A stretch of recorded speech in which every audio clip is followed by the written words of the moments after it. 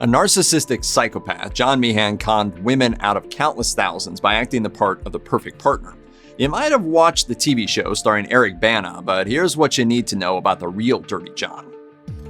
It's always tempting to blame a wayward adult's misbehavior on their parents, and sometimes enough damage gets done in the formative years to produce a monster. According to John Meehan's sisters, that's exactly what happened. In an interview with the Los Angeles Times, they claimed that their father, William Meehan, mentored his son in criminality.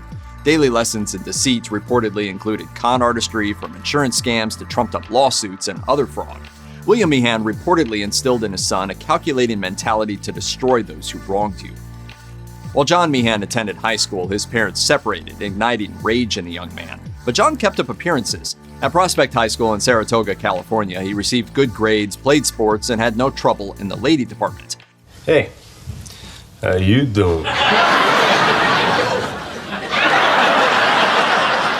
At the University of Arizona, Meehan received a bachelor's degree in 1988. He also honed the skills of fraudulent lawsuits, jumping in front of moving cars and putting glass in his fast food order to help him extort the owner. He even dabbled in cocaine, got arrested, and snitched on a friend for a plea deal. People started calling him Dirty John or Filthy John at the University of Dayton School of Law in Ohio after Meehan bragged about luring women to his college apartment, and it seemed that no one was safe from his cons. New credit cards bearing pseudonyms filled his mailbox. However, in his second year, Meehan dropped out of law school. By 1990, John Meehan had resurfaced in Ohio and was cultivating his next con, marriage. Meehan's victim was a 25-year-old nurse anesthetist named Tanya Sells, and unbeknownst to Sells, Meehan had lied about everything. At the time, he went by Jonathan rather than John and lied about his age, claiming to be 26 rather than 31. He described his parents as addicts who would ruin their wedding if invited. But Meehan couldn't keep every skeleton in the closet. A handful of law school classmates attended the nuptials, and the nickname Dirty John slipped out. According to the Los Angeles Times, when asked to elaborate about it, they offered the same response: it cannot be divulged on camera. Sells and Meehan had two daughters, Emily and Abby, and John reportedly appeared to be a devoted father. In other words, Sells had no reason to question their veracity.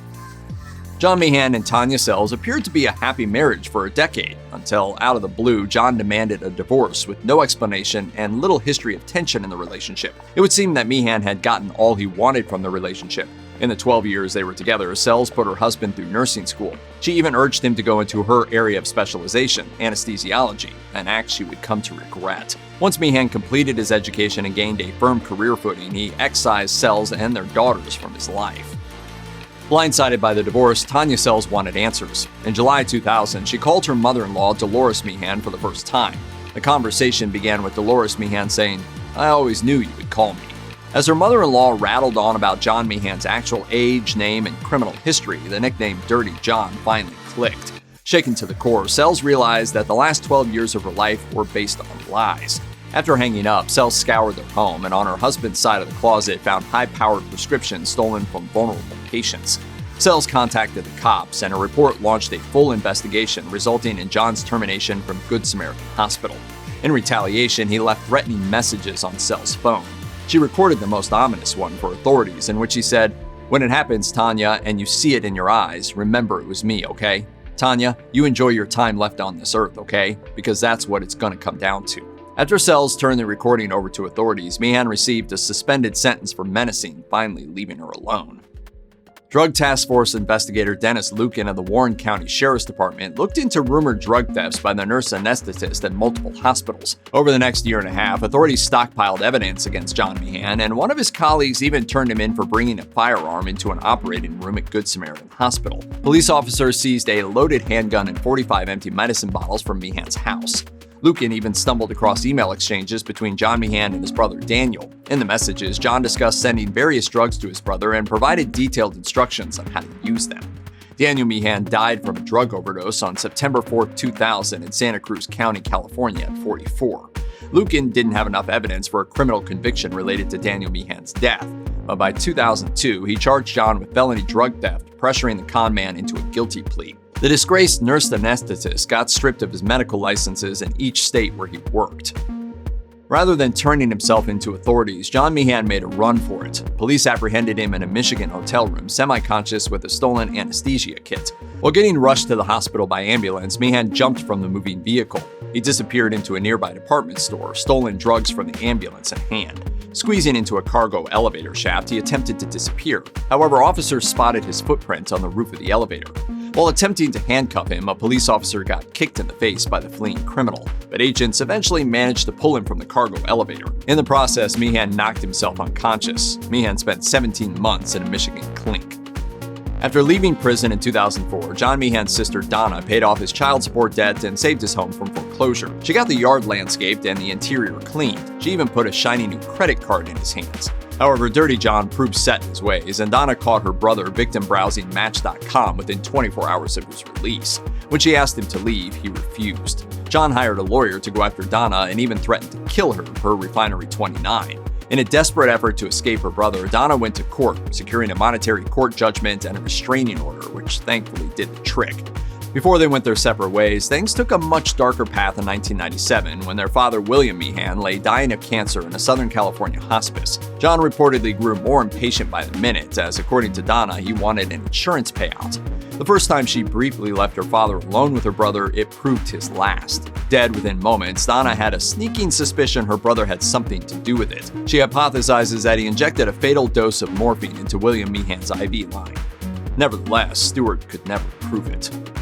John Meehan had a long list of victims. The Los Angeles Times reports that when Meehan met his next wife, Deborah Newell, 3 ex-girlfriends had standing restraining orders against him and 3 more had requests him. He threatened to send explicit photos of one woman from Porter Ranch, California, to her family. Another victim recalled how Meehan posed as her anesthesiologist, looming over her hospital bed as she awakened groggily from brain surgery. Coercing her into a relationship, he played the charming suitor role to a T until he suggested she deposit money into his bank account. When she realized what was happening, Dirty John sent compromising photos of the woman to her loved ones. But his long-term objectives appear far more sinister.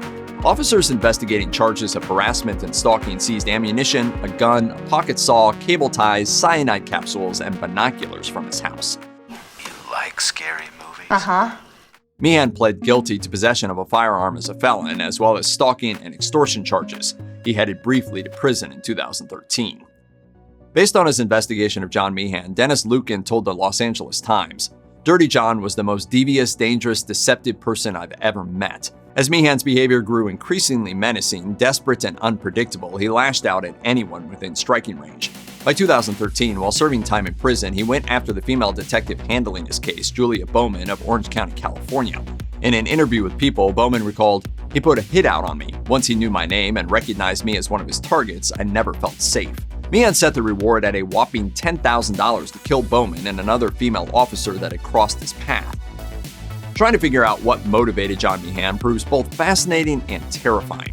In June 2012, he crafted a letter to a friend in which Meehan excused his past indiscretions, shared experiences in prison to garner sympathy, and asked for help in regaining his nursing license. Throughout the letter, Meehan argued that he was the victim of everything that had happened to him, an astonishing claim for a man who exploited, manipulated, and damaged so many lives. This skewed perspective suggested narcissistic personality disorder. According to Psych Central, people high in narcissism may see themselves as victims of interpersonal transgressions more often than people not living with the disorder. Clearly, he knew how to use the victim card, had a convenient excuse for everything, and kept a long list of grievances. Meehan changed little over the next handful of years, although he became hardened by the revolving door prison. When he met Deborah Newell in October 2014, he'd been out of prison for just 2 days, but he immediately reverted to old ways. With a new and affluent victim in his sights, John Meehan moved in for what would prove to be his final con. He met Deborah Newell, a successful SoCal interior decorator, via an online dating site. Claiming to be an anesthesiologist with Doctors Without Borders, Meehan transformed into Newell's perfect lover, executing coercive control. Laura Richards, a criminal behavior analyst, noted per Oxygen, "You're talking about a grown adult female that is being almost undone psychologically so that they lose their sense of self, what they love, what they like doing, their very essence of being." Following a whirlwind romance and a quickie marriage, the terror truly began. I decided that I had it all, except love. Meehan learned the psychological ins and outs of his new wife, filing away her vulnerabilities for future use. Newell eventually became suspicious of Meehan and decided to leave. According to Richards, she knew that if he found her, he would probably kill her. Reflecting back, Newell now realizes Meehan was too good to be true, and she recognizes that his constant acts of devotion provided a way to control her. As for what helped her come to this realization, Newell reflected on the 1984 murder of her sister, Cindy Vickers, by her husband, Billy Vickers. Newell noticed similarities between Meehan's increasingly controlling behavior and that of her former brother-in-law. The thought of ending up like her sister proved too much for Newell, and after more than a year together, she decided to escape. Losing control of Deborah Newell pushed John Meehan over the edge. He attempted to kidnap his stepdaughter, Tara Newell, at knife point in a car park, but Tara fought back as he ambushed her from behind, biting his hand and struggling free. Meehan stabbed her multiple times with a knife hidden in a Del Taco bag. Fortunately, Newell's obsession with The Walking Dead reportedly kicked in. After tumbling to the ground, Newell kicked Meehan repeatedly with thick rain boots until the knife slipped out of his hand. Remarkably, it landed just inches from her. Grabbing the weapon, she transformed into a zombie killer, stabbing Dirty John 13 times. In an interview with ABC News, she explains, "The last one was in the eye because that's the softest point of entry, so I wanted to kill his brain, like a zombie essentially." She still suffers from PTSD, but her heroic action stopped a malevolent madman. Dirty John finally met his match. If you or someone you know is struggling with addiction, please call the Substance Abuse and Mental Health Administration's 24/7 national helpline at 1-800-662-HELP. That's 1-800-662-4357.